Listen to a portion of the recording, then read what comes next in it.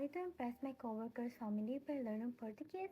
They're all from Brazil and emotionally invested in everything. So I spent like weeks secretly studying Brazilian radio, cooking show, repeating phrases in the shower like I was auditioning for a telenovela.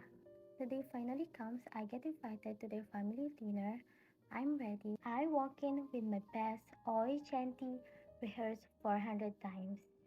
Before I even open my mouth, I hear them in the dining room arguing about me in a rapid fire Brazilian Portuguese. Apparently, my existence stresses them out more than rush hour traffic in Sao Paulo. I'm standing there like, wow, what do these people dislike more than the outsiders? Answer, people who put ketchup on pizza.